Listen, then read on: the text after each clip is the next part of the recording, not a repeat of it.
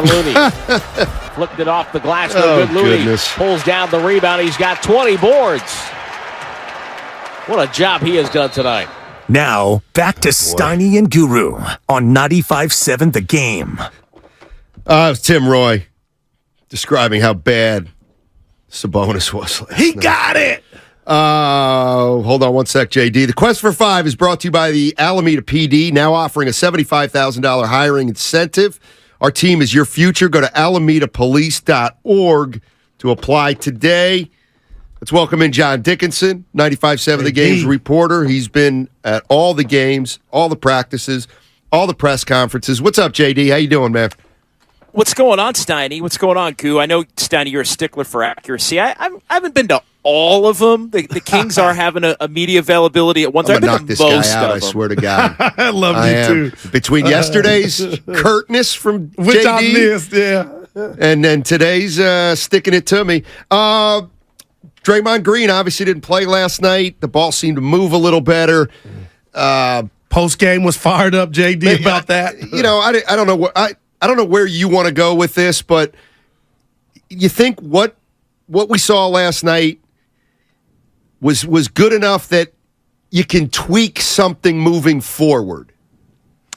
I was really surprised, and on Warriors wrap-up last night, the callers were the ones saying it, and Goo, you're spot on in noting that. They were one after another, full phone lines for 2 hours, and it really kind of threw me back how a bunch of the callers were saying, hey, the Warriors won tonight because Draymond didn't play. And I took call after call, and I think people are making way too big a deal of the Draymond thing last night and today. The Warriors, to me, survived last night without him. Now, others stepped up big, Looney, Curry, Wiggins, DiVincenzo, Moody, even JaMychal Green and Kuminga, had small impacts on the game in very short stints. But that's no way to live for the Warriors, I think, in the rest of this series. Now, that being said, the Warriors do have some things to figure out as far as the rotation and adding Draymond and Payton back for Sunday. I don't think they have to bring Draymond off the bench because the start of the game and the start of the third quarter really haven't been problems for the Warriors, I think, in this series. So I think you can still start them both and then pull one out relatively quickly between him and Looney and start to get into some of the other combinations that the Warriors used in Game 3. To me, it's more about the combinations of players, how the Warriors finish the game, especially if it's close, than who starts. Overarching theme, the Warriors used last night as a kitchen sink game. And it worked. Now, they had to by necessity, but to me, you can do that again with Draymond and GP2 back, continue to be a little less predictable.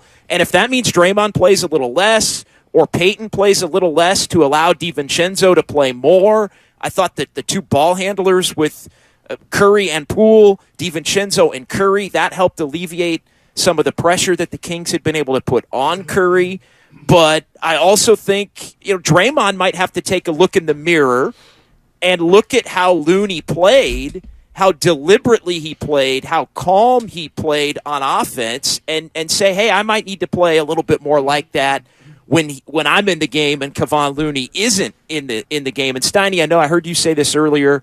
I agree with you 100%. I could see Draymond Green coming in today if it really was a thing and saying to Steve Kerr, hey, let's keep this thing going. I like the way it looked. I'll volunteer to come off the bench. I don't even think it would have to get to the point where the Warriors have to go to Draymond and say, hey, we want, I think Draymond watched the game and saw what worked and didn't work. And so I really don't think it would be a big deal at all if the Warriors did do it, but I don't think they necessarily have to. I think what's more likely to happen is Draymond Green watched last night's game and just said, you know what, I got to move the ball quicker.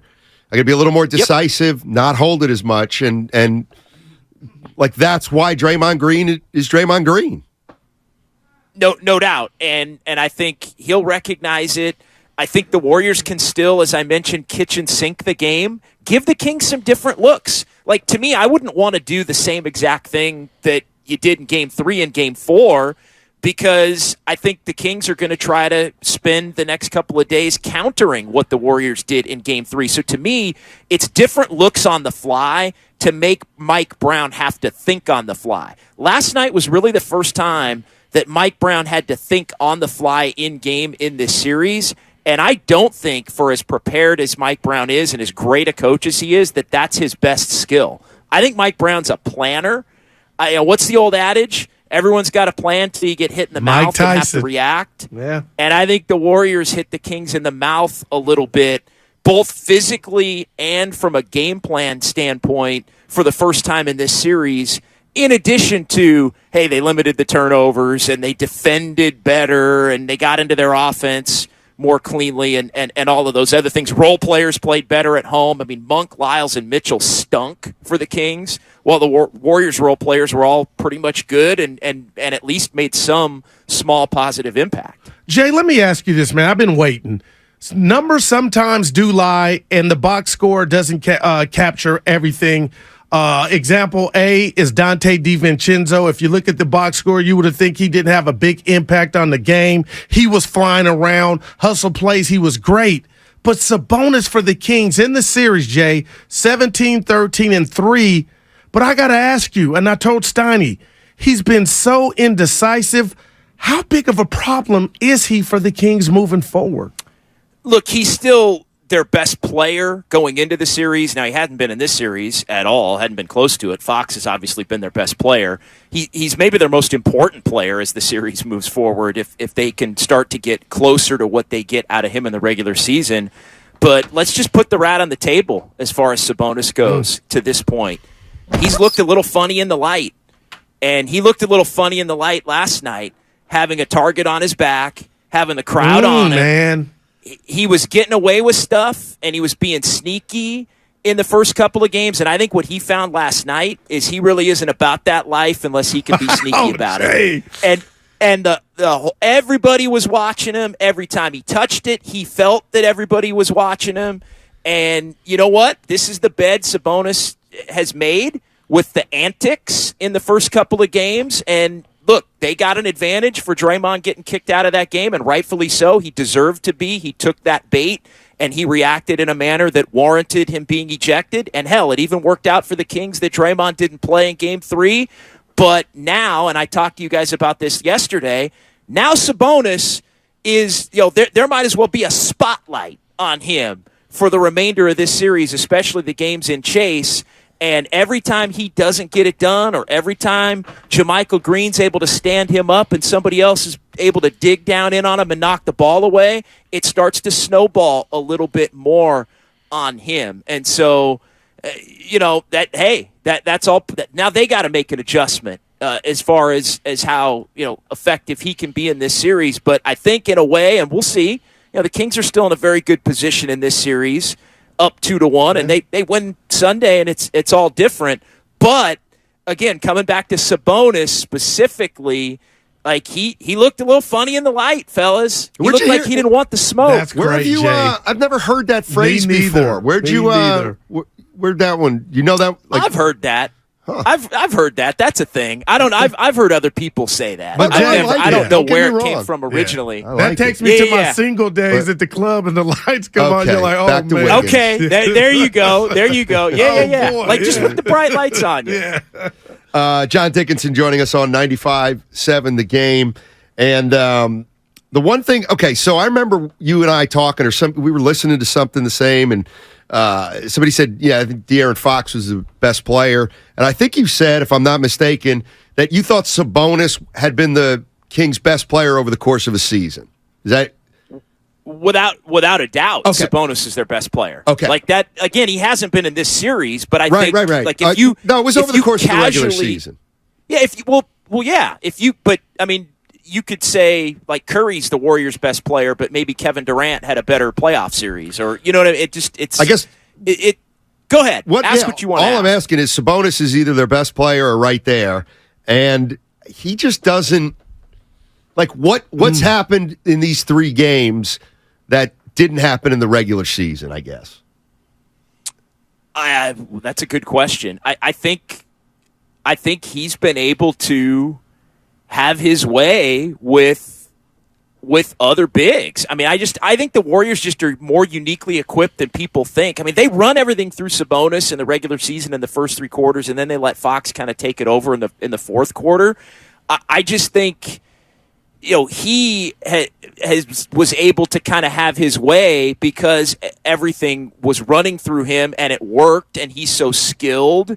And, it's just, I think he's just kind of in a lot of ways a regular season kind of a player. When the game is a little looser and the Kings play such a loose game, there just aren't a lot of really quality, skilled big men in the league. And so he can kind of do his thing. My point about him being the best player is, look, he was a multi-time All-Star, and he came over, and I think the fact that he's as good as he is what unlocked De'Aaron Fox's ability to be, the player that he's been able to be in the clutch. This De'Aaron Fox's 6th year in the league. And, there are a lot of people wondering, well, if De'Aaron Fox was the 5th pick in the draft, why is it taking him so long? So going and getting a player that had done more in the league in terms of, star power and being an all-star and all that a couple of different times, that allowed Fox to be, going into this year, Sacramento's number 2 player. And with a lot of the extra pieces that the Kings added around him, it took some of the pressure off. I think Fox thrives with the fact that it's the two of them together. Now, this series has been completely different. I mean, Fox is the type of player, clearly, that gives the Warriors fits with his ability to get into the paint and the quickness and all of that. So I think part of what we're seeing in this series, guys, is just a difference between the Warriors matchup specifically and them having problems with guards like Fox, where historically the Warriors don't have problems with bigs like Sabonis. The regular season, it flips to a certain extent. Jay, you are my brother, and for that reason, I'm going to keep it real. I know yesterday Steiny didn't like it, but we talked about the energy with the SAC media, and I got my spy glasses on last night, and I felt, I don't know if you did, but JD, I was looking around the neighborhood, and I saw some different energy. Did you do anything like that, and have you noticed anything?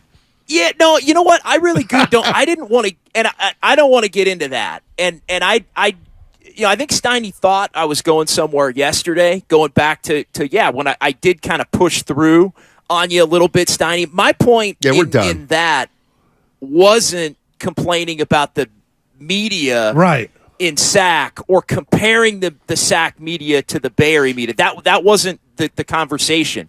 My point was that I know that the Kings got gassed up for 3 days because I know how the media there operates. And so to me, it was something to keep an eye on. And I thought the Kings played like a team. It was more about how the Kings, going through all of this for the first time, would handle 3 days of being gassed up about how they were in the Warriors' heads and they were, up 2-0 on the defending champs. And I thought the Kings played like a team that had been gassed up a little bit for 3 days in their first road playoff game together. I know I talked to you guys. They've been a little bit of a let-up team this year, or a play-down type of a team. I think De'Aaron Fox has got a little bit of that in him. He's got a little of the Paul George, I'm great, but I'm too cool sometimes.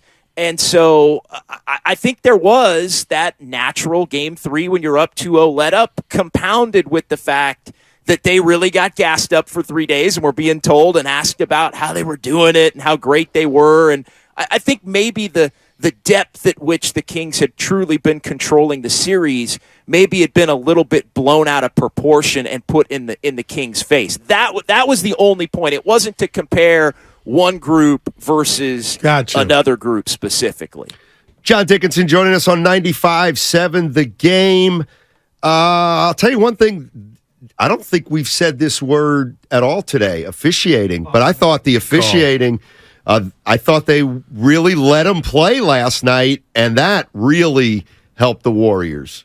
Well, I mean, not really, but the Warriors took advantage of it because they were the aggressors. Yeah, and I don't even to me it has nothing to do with the Warriors specifically, or to me it was just a brilliantly officiated game because no one really on either side was complaining. I just didn't want to make it sound like because the refs let them play, the Warriors won. You know what I mean? Yeah, no, I don't think that. Yeah. I don't think that. I just think it was those three weren't even noticed. Eric Lewis, Kevin Scott, Sean Corbin. Three kind of no-name officials in a way, which, I read it every day in the playoffs. I get up and I check, all right, who's going to be officiating what games, because I do think it is part of the story in some of these series because, unfortunately, every team seemingly has 2 or 3 guys that they have a history with, or a couple of players have a history with. And I think it's unfortunate, but the way it's supposed to be is for those officials to be kind of no-name guys and not have all these beefs that are known to where you can research it going into the game and think some kind of way about it in the lead up. And so I saw Eric Lewis, Kevin Scott, Sean Corbin, and I thought, 3 kind of, like, you don't ever hear a lot about any of those 3 ever. And I thought that might be a good thing. And it was. I mean, that's the way it's supposed to be. They did an excellent job. And I thought there was none of the who has a beef with whom and what's somebody's record when this guy's there. And I thought that was refreshing. So to me, those guys all did an excellent job, no doubt. JD, I was pointing out to Steiny, and I mean this, man. It's almost incredible that the Kings have 2 wins in this series, shooting 27% from 3. And the Warriors they've done better, but not much better. It's been the turnovers. And I don't want to put this on the young fella's shoulders, but I'm asking you, do you think Mike Brown is thinking about maybe taking Keegan Murray out the starting lineup? I think that's possible. I think he started to try. He kept him in the game during mop-up time. I think to try to get him confidence. He hit a shot late. I think after the white flag had been waved. I think the Kings are. I'm still waiting for them to have a big shooting game. I still think it's coming. And Mike Brown again post game last night talked about it like we've heard the Warriors talk about it in past years, saying they're getting good shots. They're getting open ones that will eventually go down. Think of how many times, and it's a little different because Steph and Clay are maybe the 2 single greatest shooters of all time. But the Kings have a lot of really good shooters. They've had a lot of games this year where they make a bunch of threes and they win the game basically on that. And so I think he's trying to not make them think it's a thing.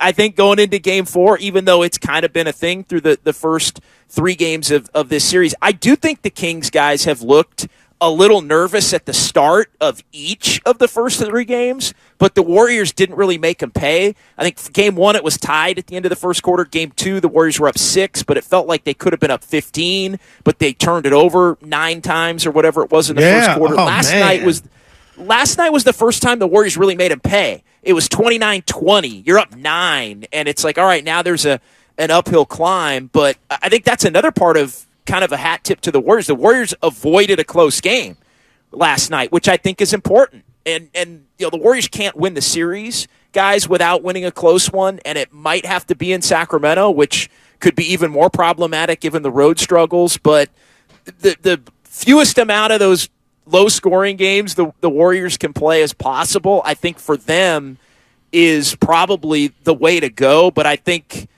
the Kings probably do have that hot shooting game in them. The good news is the Warriors, I don't think, had it. They made 16, but it wasn't a hot shooting game. So I think the Warriors could make that claim that they've got a hot shooting game coming to them as well. JD, before we let you go, kind of hearing mixed reviews on the atmosphere at Chase. You were at all 3 games. Compare the atmosphere at Golden One to what you saw at Chase last night. Yeah, it wasn't as loud. I'll just come out and be honest about that. I'm objective. Yeah. It was not as loud, but it was an excellent playoff crowd, I thought. I mean, there weren't a lot of Kings fans. I know one of the huge headlines of this series, it's so funny. You start getting into what everybody has their view of what they think a series is going to look like. And then the series starts to play out, and you go, all right, I was right about that. I was wrong about that. Wrong about high-scoring game yesterday.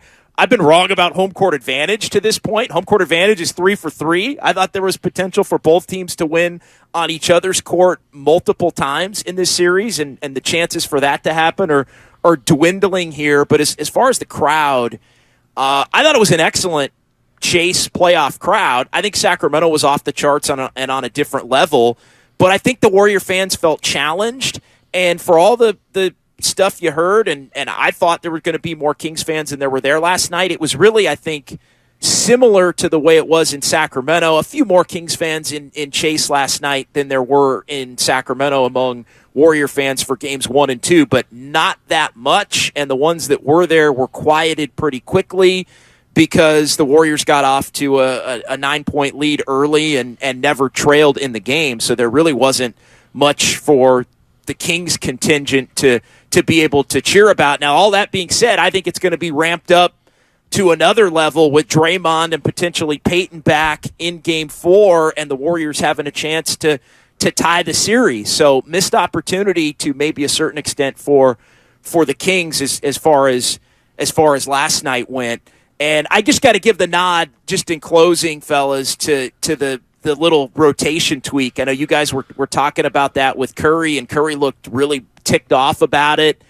And I thought it was brilliant to get Steph away from Davion Mitchell a little bit, because usually when Fox goes out, that's when Mitchell comes in and Mitchell starts hounding Steph. And so Steve Kerr taking Steph out prevents him from having to work as much against Mitchell in that time where Fox is out. And then there were just too many times. It guarantees that if Steve Kerr wants, he can always have Curry in the game when Fox is in the game. That one tweak. And there have been so many times in this series where Fox has gone into takeover mode with Curry out, and the Warriors couldn't match buckets enough because Curry wasn't on the floor, and the Warriors have been so much better with Curry on the floor in this series. And so I think that was one of those things. And you saw Mike Brown in the second half.